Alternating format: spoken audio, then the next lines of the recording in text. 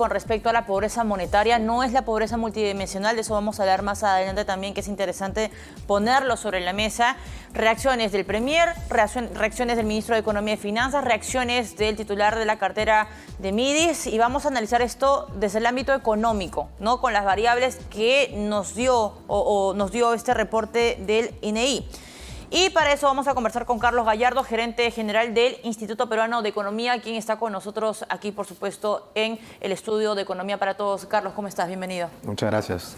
A ver, en principio, es una pésima noticia la que hemos recibido el día de hoy, algo que ya se veía venir, ya varios analistas, varios especialistas que han pasado por economía decían esto va a ser casi el 30% y si no es por encima del 30%.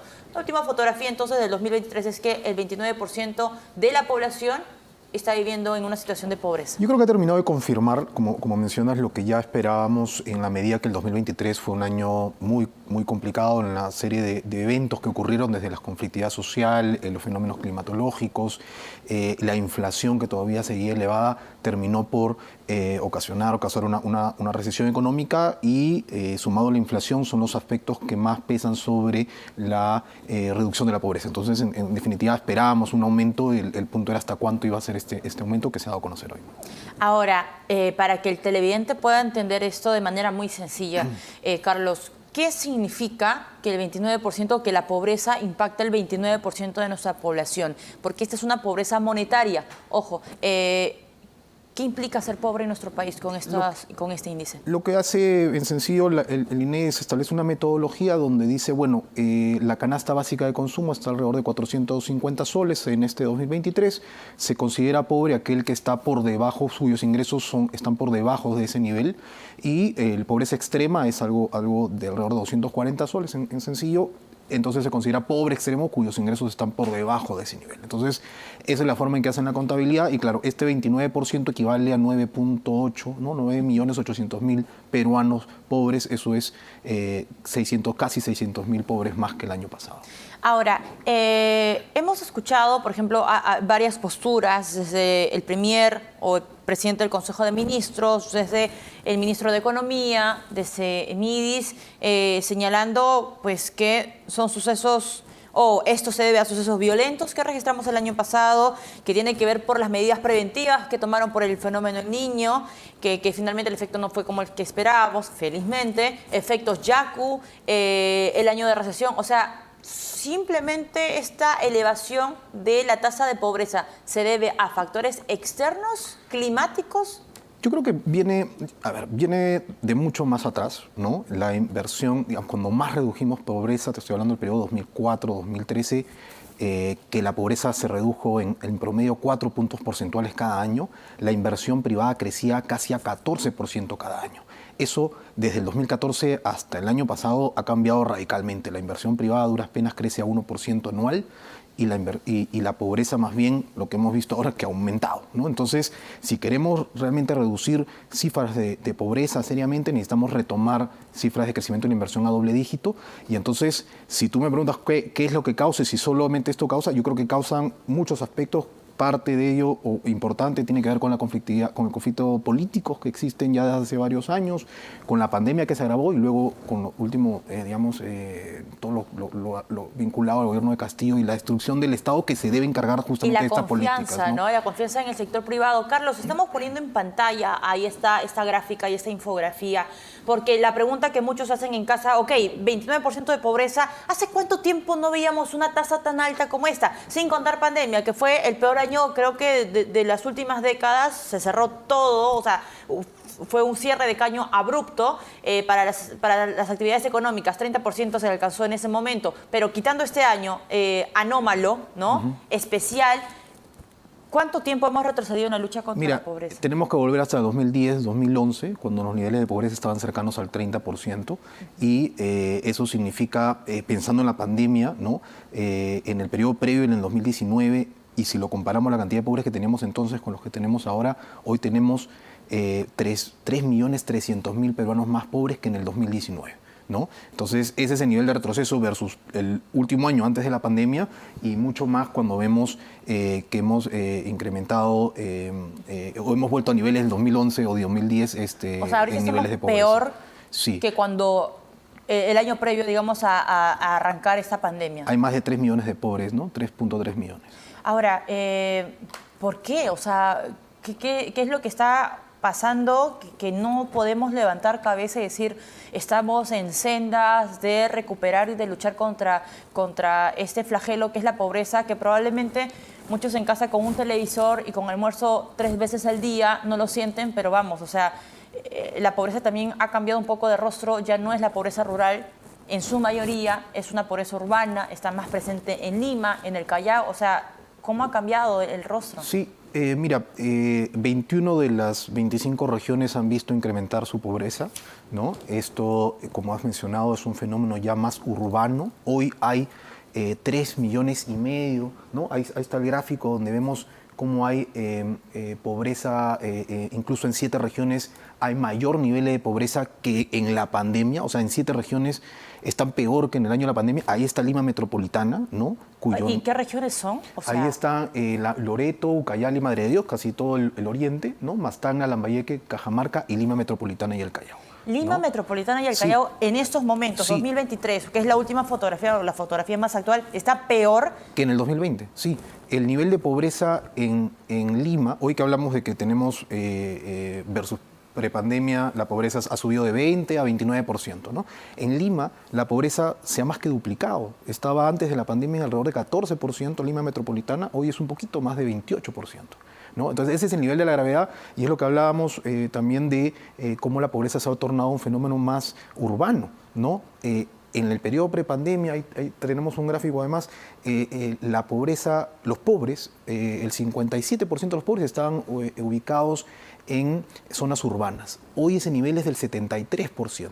Entonces, y los tenemos, uno podría decir, y los tenemos aquí en Lima, ¿no? O sea si antes era 5 de cada 10... Sí, y ahora son 7 pobres. de cada 10 están aquí en las zonas urbanas, concentrados los pobres, y entonces eso plantea retos en las políticas públicas también porque hemos estado acostumbrados, claro, a combatir pobreza rural, ¿no? Y ahora te cambian la fotografía, te cambian, sí, el perfil, y evidentemente tus políticas públicas tienen que cambiar. La buena noticia es que digamos, en la medida que es urbano y en la medida que están bastante concentrados en Lima, uno podría decir, oye, la solución está, ¿no? Podemos comenzar, estamos aquí, si quieres, alrededor nuestro, el problema está alrededor nuestro, y entonces ahí vienen los retos de política, ahí está el gráfico, ¿no? En el 2019,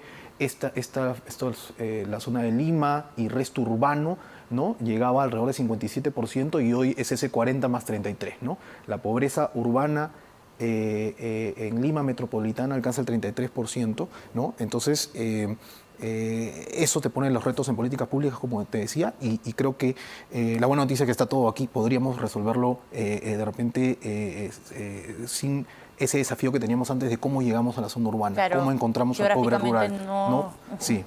Ahora, bueno, esto son cifras crudas que no se pueden ocultar y que además sirven porque sin cifras a la mano, sin estos estudios, no puedes diseñar políticas públicas, ¿no?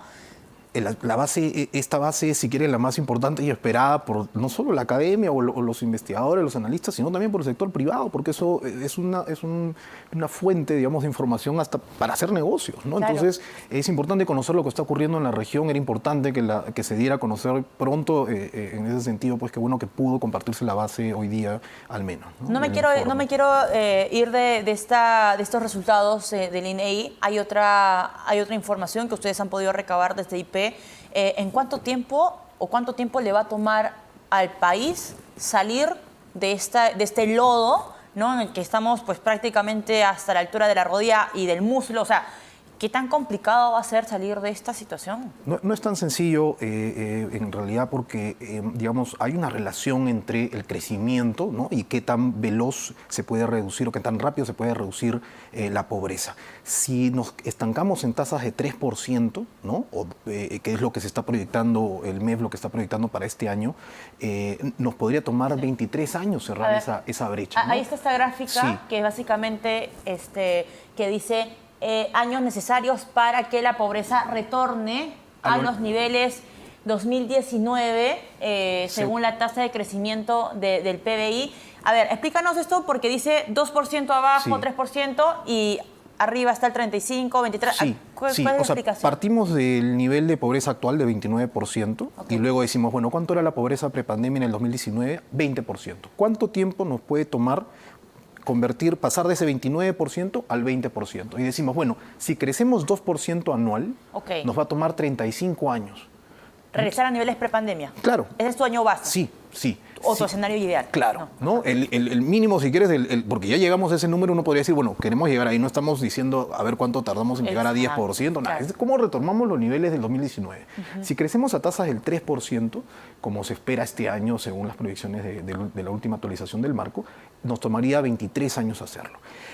Digamos, para que te des una idea, el promedio de crecimiento del Perú hasta antes de la pandemia, o sea, entre el 2000 y el 2019, fue de 5% anual en promedio. Entonces, cuando vemos ahí, nos podría tomar 13 años si empezamos a crecer a 5%. Por eso es que decimos que crecer a 3% es bueno crecer en lugar de caer como el año Como pasado, hicimos el año pero pasado, 3% no va a ser suficiente. O ¿no? sea, para... si crecemos 3%, vamos a regresar a niveles prepandemia en 23 años. O sea, recién, señores, en el 2047 vamos a ver... Sí. Oye, pero es que no es Sí, tan esperanzador, sí, ¿no? la buena, digamos, esta es una relación, es una elasticidad, decimos los economistas, pero es una relación entre la pobreza y el crecimiento. La buena noticia es que esta relación puede cambiar, este proceso podría ser más rápido. ¿De qué depende? De las reformas, por un lado, pensando en el largo plazo, de estas reformas, grandes reformas que sabemos que tenemos que hacer, Claro. ¿no es cierto? Y que venimos discutiendo hace 20 o 30 años, que nos faltó hacer, si quieres, en la década de los 90, ¿no? Y luego están las reformas más de corto plazo, acciones más de corto plazo que podríamos tomar. Y eso me interesa, o sea, no quiero que, digamos, los televidentes digan, ok, voy a tener que esperar 20 años más, probablemente pase un episodio lamentable políticamente hablando, con presidentes que terminan en la cárcel, ¿no? Y que ahuyentan lamentablemente la inversión privada, no se dan cuenta que eso también gatilla mucho el tema del empleo y que genera ingresos y probablemente esta cifra no la estaremos viendo. Pero en el corto plazo, Carlos, ¿qué podemos hacer? Mira, a mí me parece que hay cuatro sectores muy importantes para la reducción de la pobreza que involucran bastante inversión privada. La inversión privada es generadora de empleo y las personas salen de la pobreza con empleo y mejores ingresos. No hay otra receta. En el camino tienes los programas sociales y las ayudas que les debe dar, sin duda es importante, pero para realmente salir de la pobreza necesitas empleo. 4 actividades. Minería, ¿no? Que en la medida que podamos seguir destrabando proyectos y poniéndolos en marcha más rápidamente van a tener digamos, un impacto importante en la ciudadanía. Tenemos irrigación, el campo, más del 30% de las personas se dedican a la agricultura en el Perú. Ampliar la frontera agrícola, garantizar acceso al agua para una agricultura competitiva va sin duda a tener un impacto muy fuerte. Lo tercero es turismo, ¿no? O sea, es inaudito que no podamos recuperar todavía los niveles prepandemia de turistas, no recuperamos el nivel de empleo tampoco en el sector turismo, es importante revertir eso y han cambiado una serie de autoridades en el sector turismo, también me parece grave. Y lo último es el gas, ¿no? O sea, creo que tenemos una agenda sumamente atrasada en cuanto a la masificación del gas. Y ahora que está en boga esto, ¿ah? Es imposible descentralizar el país y impulsar desarrollo industrial en otras regiones si el costo de la energía no la abaratamos. Y el costo de la energía pasa por más energías renovables, digamos, partiendo por las energías, digamos, las plantas generadoras de energía a las que estamos acostumbrados, que son las hidroeléctricas, pero tenemos el gas, lo tenemos ahí, y lo que tenemos que hacer es explorar más para tener más gas disponible, pero además de eso, ¿no? en manera más inmediata es cómo hacemos que el gas llegue más rápido a las casas y a las industrias en las regiones. Muy bien, Carlos, muchísimas gracias por acompañarnos en esta oportunidad. Creo que es un compendio bastante nutrido el que ha dado y ha revelado el día de hoy el INEI, así que da como para tener más lecturas, sacar lupa y empezar a ver los datitos chiquitos o las letras pequeñas que de repente en esta oportunidad no ha alcanzado el tiempo para hacerlo. Carlos Gallardo, gerente general del Instituto Peruano de Economía, estuvo con nosotros. Hacemos una